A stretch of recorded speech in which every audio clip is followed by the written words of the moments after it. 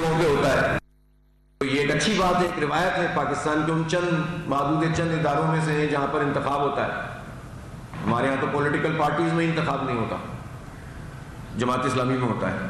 تو اس لحاظ سے آپ کی ہماری ایک پارٹنرشپ بنتی ہے کہ آپ کے یہاں بھی انتخاب ہوتا ہے, اور وکلا کے بھی ہوتا ہے, وکلا کا بھی ہوتا ہے اور جماعت اسلامی میں بھی ہوتا ہے, باقی تو ٹائم فیشن.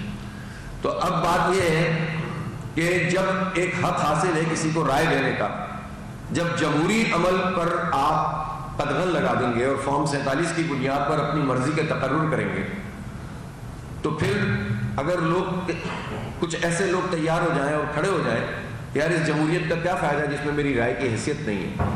ایک ضابطہ آپ نے خود بنایا, اس کے مطابق آپ عمل نہیں کرتے. پہلے آپ طریقوں سے پارٹیوں کو اٹھاتے ہیں, بٹھاتے ہیں, بندے توڑ کے دوسری پارٹیوں میں داخل کرواتے ہیں. پھر اس کے بعد جب پارٹیاں مضبوط ہو جاتی ہیں تو ان کو آپ سپورٹ کرتے ہیں. پھر کبھی آپ ناراض ہو جاتے ہیں, ان کو آپ گرا دیتے ہیں, اور جب گر جاتی ہیں تو پھر اس کو بعد بالکل ان کو ختم کرنے کی کوشش کرتے ہیں, پھر نئے بندوبست شروع کر دیتے ہیں. تو یہ جو جلائے جا بجائے جا والا عمل ہے کب تک چلے گا؟ اور جب ایک قانون ضابطہ موجود ہے کہ جو ووٹ پڑ گیا چلے ان حالات میں بھی, تو اس ووٹ کو تو کم از کم کنسیڈر کریں. جب آپ اس کو بھی کنسیڈر نہیں کریں گے اور فارم 47 کی بنیاد پہ تقرر کریں گے, جب جمہوریت میں سے اعتماد لوگوں کا اٹھ جائے گا تو لوگ پھر کیا کریں گے؟ پھر جب لوگ جمہوریت کو نہیں مانیں اور کہیں کہ ہم آئین کو نہیں مانتے, جمہوریت کو آپ کہتے ہیں باغی ہے, تو باغی بنا کون رہا ہے؟ جب آپ عدل قائم نہیں کریں گے, جب آپ انصاف قائم نہیں کریں گے, جب آپ جمہوری آزادیوں پر قدغن لگائیں گے, جب فارم 47 کی بنیاد پر بندوبست کریں گے حکومتوں کا, تو پھر لوگوں کا اعتماد اس پورے نظام پہ سے اٹھ جائے گا. اور پھر جو افراتفری و انارکی ہوگی اس کا کون ذمہ دار ہوگا؟ اس کا ذمہ دار نہ کوئی پارٹی ہوگی, نہ کوئی انڈیویجول ہوگا, نہ کوئی گروپ ہوگا. اس کا ذمہ دار یہ ریاست ہوگی. آپ کو یاد ہوگا کہ جب یہ فارم 47 والا بندوبست, ایک تو آپ جب کراچی میں انتخاب بلدیاتی ہوا, آپ کو یاد ہوگا کہ اس کو کروانے میں کتنی جد و جہد. میں خود کراچی, یہ لاہور پریس کلب آیا تھا اس زمانے میں جب ہماری تحریک چل رہی تھی کہ بھائی انتخاب تو کراؤ بلدیاتی. مجھے لگتا ہے کہ پنجاب میں بھی ایک تحریک کی ضرورت ہے کہ یہاں بلدیاتی انتخاب اپنی صحیح روح کے ساتھ ہو. اس پہ میں بات کرتا ہوں ابھی. تو اس وقت ہم نے تحریک چلائی, پھر بلدیاتی انتخاب ہوا, جماعت اسلامی جیت گئی, ووٹوں میں بھی ہم بہت آگے تھے, سیٹوں میں بھی بہت آگے تھے, سیٹیں چھیننے کا عمل شروع ہو گیا. سب کچھ ہونے کے بعد بھی جب ہاؤس سے میئر کا انتخاب ہونا تھا تو جماعت اسلامی اور پی ٹی آئی ہم ملا لیں تو یہ 20-25 ووٹ زیادہ تھے. پیپلز پارٹی کا الائنس ہوا تھا جے یو آئی اور نون لیگ کے ساتھ ان سے, لیکن 32 بندے خرید لیے یا نہیں آنے دیے گئے. پی ٹی آئی کے 62 میں سے 32 غائب ہو گئے, اور اس کے نتیجے میں ریاضی تبدیل ہو گئی اور ایک زبردستی وہاں میئر بن گیا. اس کے باوجود ہم جد و جہد کرتے رہے, کوشش کرتے رہے. پھر قومی انتخاب ہوئے. اس قومی انتخاب میں تو ایم کیو ایم کے 20,000 پولنگ بوتھ میں سے وہ ایک بھی نہیں جیتی, ایک بھی نہیں جیتی. 5,000 پولنگ اسٹیشن سے زائد تھے, ایک بھی نہیں جیتی. اور قومی اسمبلی کی 15 سیٹیں دے دی, صوبائی کی پتہ نہیں کتنی دے دی, حیدرآباد سے 2 کی 2 دے دی. اور پھر اس کے بعد ان کے مزید 22-23 بندے بن گئے, پھر سینیٹر بن گئے. ابھی ایک بہت بڑے چیمپئن بنے ہوئے ہیں شہری حقوق کے. پچھلے 40 سال میں پیپلز پارٹی کے ساتھ مل کر تمام شہری حقوق پر جو ہے قبضہ کرتی رہی ہے ایم کیو ایم اور پیپلز پارٹی. جتنے میئر کے پاس اور نظام میں اختیارات رہے سے تھے وہ اتھارٹیز بنا کے چھینتے رہے, اور یہ پیپلز پارٹی کے اتحادی رہے. ابھی بھی اتحادی ہیں, ابھی مل کر ووٹ ڈالا ہے نا, 27ویں میں بھی 26ویں میں بھی, صدر کے لیے بھی, وزیر اعظم کے لیے بھی. جو چیز چاہیے ہوتی ہے کال کی بھی ضرورت نہیں پڑتی, اب تو بٹن ہی دبا دیتے ہوں گے, وہیں سے ووٹ پڑ جاتا ہے. تو ابھی چیمپئن بن رہے شہری حقوق کے, شہر کا تو بیڑا غرق کر دیا ان لوگوں نے.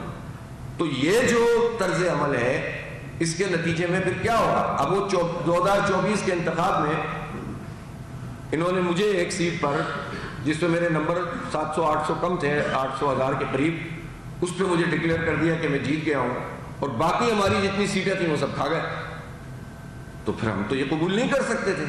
اور الحمدللہ ہم نے مشورہ کیا اور اس نظام کے اوپر ہم نے اپنی سیٹ مار دی کہ ہمیں نہیں چاہیے ایسی خیرات کی سیٹ, ہمیں ہمارا حق دو, پاکستان کے عوام کو حق دو. جہاں جہاں لوگوں نے اپنی مرضی کا جو پارٹی بھی ہو, ہمیں اس سے کوئی غرض نہیں ہے. تو یہ جب جمہوری آزادیوں پہ قدغن لگائیں گے, عدالتوں میں اپنی مرضی کی عدالتیں بنائیں گے, تو لوگ پھر اپنی مرضی کی پھر جمہوریت بنا لیں گے, اپنی مرضی کی عدالتیں بنا لیں گے, اور پھر آپ انہیں باغی قرار دیں گے. تو اس انارکی کی رسپانسبلٹی کس پر ہوگی؟ اس نظام کے چلانے والوں کو اس سوال کا جواب قوم کو دینا پڑے گا، اور ابھی بھی حالات کو درست نہیں کیا تو پھر پچھتانا پڑے گا بعد میں۔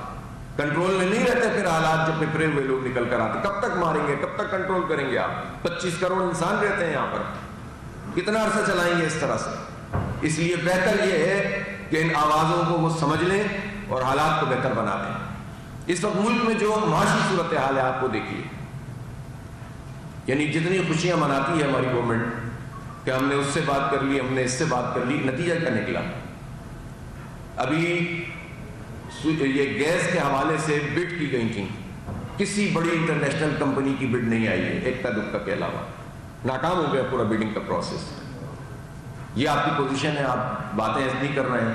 منرلز، جن منرلز کے اوپر امریکہ سے اتنی بڑی بڑی باتیں کر رہے ہیں آپ، ٹرمپ سے دوستیاں، محبت، تعلقات گنگا رہے ہیں، وہ ہوا کیا اس کا؟ کتنے معاہدے ہوئے؟ وہ جو بار بار اعلان کر رہا ہے ٹرمپ، اس کا ہم خوش تو ہو جاتے ہیں کہ 7 جہاز گرائے، 8 جہاز گرائے، لیکن یہ بتائیں وہ جو ثالثی کی بات تھی وہ کہاں گئی اور کن گراؤنڈ پر ثالثی ہو رہی ہے؟ کیا پاکستان کا جو پرنسپل اسٹینڈ ہے کشمیر پر، جو قانون اور بین الاقوامی قوانین اور اقوام متحدہ کی قراردادوں کے مطابق ہے کہ انہیں حق خود ارادیت ملنا چاہیے، اس پر کیا کام کر رہے ہیں؟ لیکن کوئی بھی نہیں، اب کچھ بھی نہیں ہو رہا، اور ایک طرح سے اپنی آزادی اور خود مختاری کا ہم سودا کر لیتے ہیں اس طرح سے۔ تو اس لیے ہم یہ سمجھتے ہیں کہ یہ طریقہ صحیح نہیں ہے، معیشت کی صورتحال اچھی نہیں ہے۔ صرف اسٹاک مارکیٹ کو آپ دکھا کر یہ کہیں کہ جناب معیشت اچھی ہو رہی ہے، تو پہلی بات تو یہ ہے کہ جو اسٹاک مارکیٹ کے اس وقت جتنے بھی نمبرز ہو چکے ہیں، اگر ڈالر ریٹ نکالا جائے آج سے 8-10 سال پرانا، اس کے مطابق بھی ابھی تک وہ نمبر اچیو نہیں کیا اس نے، پہلی بات تو یہ۔ لیکن پاکستان کی یہ اسٹاک مارکیٹ جو ہے یہ جو ہے وہ اس کا اظہار ہی نہیں کرتی۔ پاکستان کی اصل صورتحال کا اندازہ آپ کو اسٹاک مارکیٹ سے نہیں ہو سکتا، وہ ڈپکٹ نہیں کرتی۔ اس کی وجہ ہے کہ سٹے کی مارکیٹ ہوتی ہے اور چند لوگ اپنی مرضی سے اس میں جو ہے کردار ادا کرتے ہیں۔ اصل چیز دیکھنی ہو، عوام کی سطح پر دیکھنا ہو، تو آپ گروسری اسٹور پہ جائیں سودا لینے کے لیے، آپ کو پتہ چل جائے گا مہنگائی بڑھ رہی ہے کہ کم ہو رہی ہے۔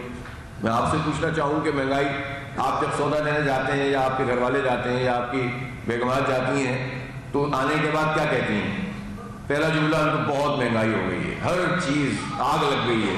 یہی بات ہوتی ہے نا ہمارے گھر کی خواتین، پیسے تو آپ ہی کو دینے پڑتے ہیں، تو اس کے نتیجے کیا ہے؟ ہر چیز، کپڑے ہوں، کھانا ہو، آپ کی جو ہے وہ بنیادی ضرورت کی چیزیں ہوں، ہر چیز مہنگی ہو رہی ہے، اور حکومت کہتی ہے معیشت بہتر ہو رہی ہے۔ آپ نے زبردستی ڈالر کو لاک کر کے رکھا ہوا ہے، پتہ نہیں کتنا روک سکیں گے۔ آپ یہ بتائیں کہ جو اور جتنے اشاریے ہو سکتے ہیں، آپ آئل میں آگے نہیں بڑھ رہے، گیس میں آگے نہیں بڑھ رہے، آپ جو ہے وہ ایجوکیشن میں آپ لوگوں کو امپاور نہیں کر پا رہے، تو کیسے آپ کی معیشت ترقی کرے گی؟ ایک زراعت تھی جس میں پچھلے سے پچھلے سال ہمیں 6.54% کی گروتھ ہوئی تھی، پچھلے سال فسکل ایئر میں صرف 0.54% گروتھ ہوئی ہے، گویا کتنا نیچے چلے گئے، جس پر ہمارا پورا انحصار ہے، تو وہ بھی آپ نہیں کر سکے۔ گندم کا کرائسس، چینی کا کرائسس، چینی کی قیمت بڑھتی چلی جا رہی ہے، کوئی روکنے والا نہیں ہے۔ گنے کے حساب جو ہے وہ اپنے حساب سے ہوتے ہیں، عام کسانوں کا بیڑا غرق کر دیتے ہیں، مافیاز کو سپورٹ فراہم کرتے ہیں، تو ایسی صورتحال میں معیشت کیسے پنپے گی؟ تو آج بھی رپورٹس آئی نہیں ہیں کہ پورے پاکستان میں جو اس وقت صورتحال ہے، وہ جو ان امپلائمنٹ ہے وہ تیزی سے بڑھتی چلی جا رہی ہے۔ اب کہتے ہیں تقابل کرتے ہیں پنجاب سے دوسرے صوبوں کو، بھائی جو تقابل اس سے ہوگا کہ آپ کی پرفارمنس پہلے کیا تھی اور اب کیا ہے، تقابل اس سے نہیں ہوگا کہ آپ 4 صوبوں میں سے جو پہلے سے بہتر ہے اس سے تقابل۔ اب سندھ کا کیا تقابل ہے کسی سے؟ ہاں سندھ کا، بلوچستان کا، اور اب ماشاءاللہ کے پی بھی شامل ہو گیا، کرپشن میں آپ تقابل کریں ان کا کہ کون زیادہ اس میں آگے بڑھ رہا ہے، وہ بنتا ہے۔ لیکن ترقی میں کیسے آپ تقابل کر سکتے ہیں کہ جس طرح سے چور بازاری اور لوٹ مار کا نظام چل رہا ہے ان حکومتوں میں، اور جس طرح مافیا سرگرم عمل ہے، اور آپ کیا سمجھتے ہیں کہ پنجاب اس سے؟ وہ الگ بات ہے کہ چونکہ کمپیریٹیولی اس سے بہتر ہوتا ہے تو آپ کہتے ہیں کہ جناب، ورنہ آپ پنجاب میں بتائیں نا زراعت کا کیا بیڑا غرق کیا ہے۔ یہ جو وعدہ کیا تھا کسانوں سے کہ 3900 روپے کا گندم ہم خریدیں گے، اور وہ گندم جا کر 2100 اور 2200 روپے میں کسانوں نے بیچی ہے، اور اس لیے بھیج دیے کہ ان کے پاس بندوبست نہیں تھا، اور انہی مڈل مین نے جو گندم ان سے 2100-2200 روپے کی لی ہے وہ بعد میں انہوں نے 4000 روپے اور 4200 روپے میں بیچی ہے، اور آٹا جو ہے وہ مہنگا ہوتا چلا گیا ہے کہ یہ جو مڈل مین ہے جو حکومت کے ساتھ ملے ہوئے ہوتے ہیں انہیں تو 100% پروفٹ ہوا ہے، اس کا کون رسپانسبل ہے، کون پوچھنے والا ہے؟ وہ جو $1 بلین کی گندم امپورٹ ہوئی تھی وہ پنجاب کی وجہ سے ہوئی۔ مناظر آپ دیکھ رہے ہیں لاہور سے امیر جماعت اسلامی حافظ نعیم الرحمان میٹ دی پریس سے خطاب کر رہے تھے، جس میں انہوں نے کہا کہ حکومت ہر سطح پر ناکام ہو چکی ہے، میڈیا کی آزادی پر جماعت اسلامی آئین کے ساتھ ہے۔ اور اب آپ کو لیے چلیں گے وفاقی وزیر صحت